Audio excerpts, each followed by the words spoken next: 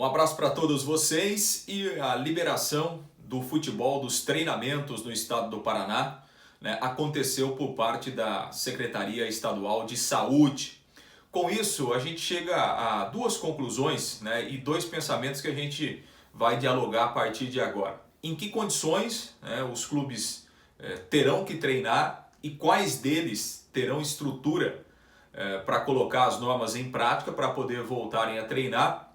E o que essa situação pode significar em termos de competitividade quando a bola literalmente voltar a jogar? Ou seja, quem tem mais estrutura, quem tem mais condição, vai voltar a treinar antes.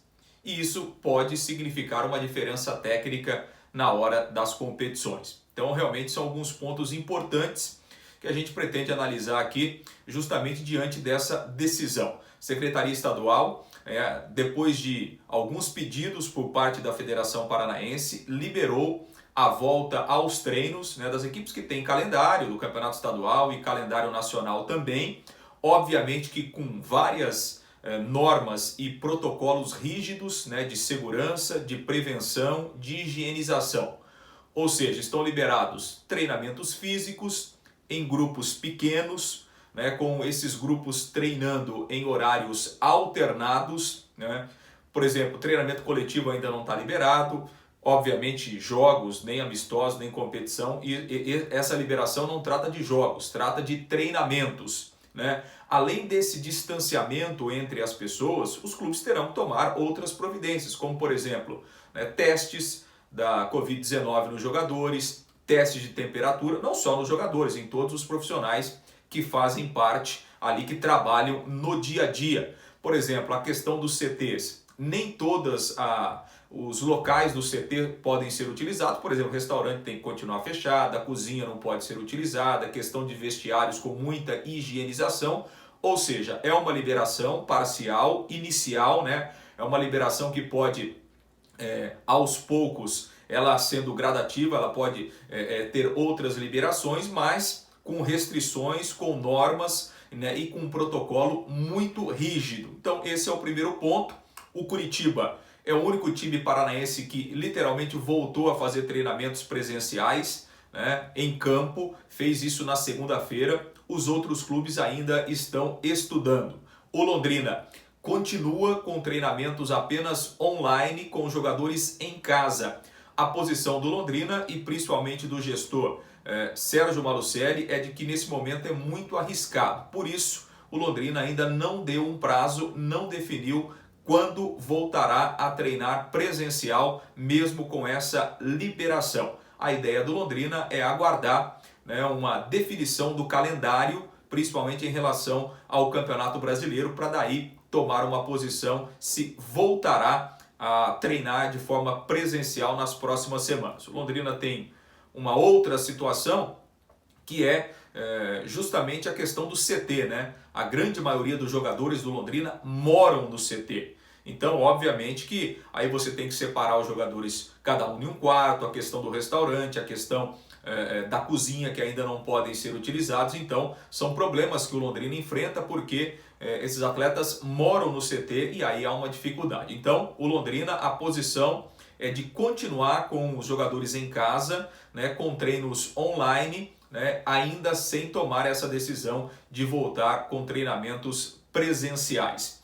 Uma outra questão, né, quais as condições, qual a estrutura dos clubes para voltarem a treinar sobre essas condições? Quer dizer, o Curitiba, por exemplo, ele fez testes em todos os jogadores, em todos os seus profissionais. E segundo o Curitiba, os testes deram negativos, ou seja, nenhum jogador, nenhum profissional está com sintomas da Covid-19. Ou seja, teoricamente, dentro das regras, todo mundo pode trabalhar. Agora, quais os outros clubes do futebol paranaense que podem, por exemplo, realizar exames em 30, 35 jogadores, em mais 15, 20 profissionais da comissão técnica? Será que o próprio Londrina tem condições, tem estrutura, tem condições financeiras para realizar isso? Aí nós partimos por um Cianorte, por um Rio Branco, por um Cascavel. Quais as condições, né, que esses clubes têm? Então, é uma liberação na teoria. Na prática, ela não é tão fácil assim, né, de se colocar de uma forma ativa, né? Porque realmente as exigências são muito grandes. Por exemplo, o clube que vai treinar, ele tem que dividir. Um grupo de 5 jogadores treina às 9 da manhã, um outro grupo treina às 10, um outro treina às 11, aí uma outra parte treina no período da tarde, né? Então, são exigências e não são todos os clubes que têm essa condição, né, de fazer isso, principalmente levando em conta aqui a nossa realidade do futebol paranaense. E aí vamos chegar a uma outra situação, né? Por exemplo, o Curitiba voltou a treinar em campo. Quando que o Cianorte, o Rio Branco, um Londrina, um Cascavel, um Operário vai conseguir voltar a treinar em campo com todas essas exigências sendo cumpridas? Daqui uma semana, daqui 2, daqui 3 semanas, daqui 1 mês? E aí, qual a diferença, né, de quem está treinando muito antes para uma retomada das competições? Obviamente que quem começa a treinar antes, quem tem mais estrutura, vai ter uma vantagem técnica na hora que a bola voltar a rolar. Então, essa é uma outra questão, é uma outra discussão que acho que tem que ser colocada também.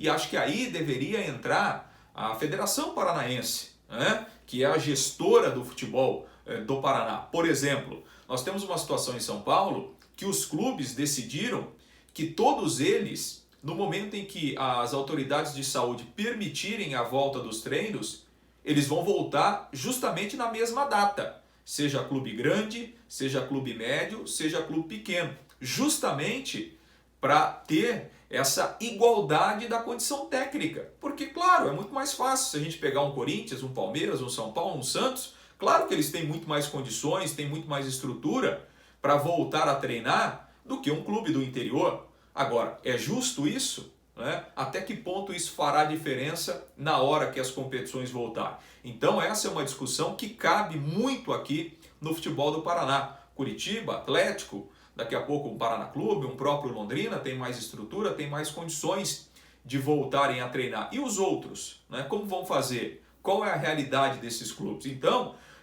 talvez a liberação, porque houve, claro, uma pressão por parte da federação, por parte de alguns clubes, principalmente do Curitiba, para que essa liberação acontecesse. Né? O Curitiba, inclusive, voltou a treinar antes da liberação oficial, porque já sabia que seria liberado.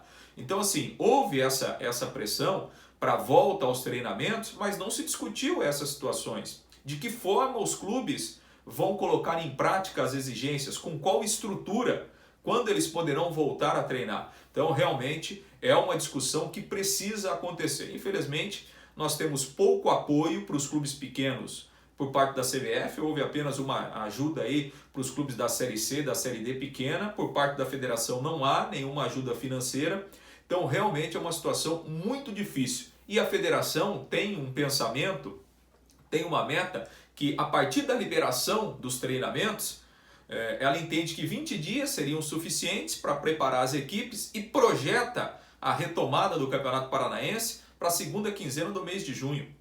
Obviamente que acho que isso não vai acontecer, né?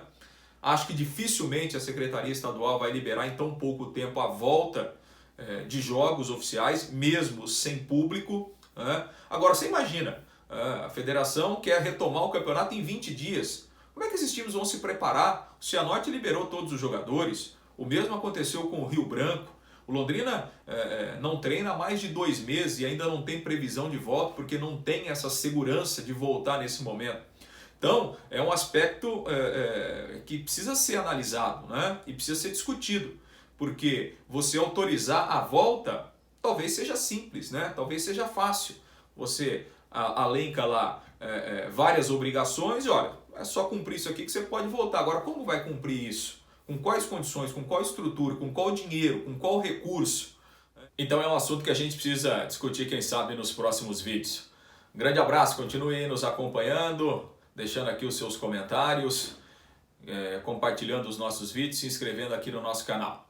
Valeu, grande abraço!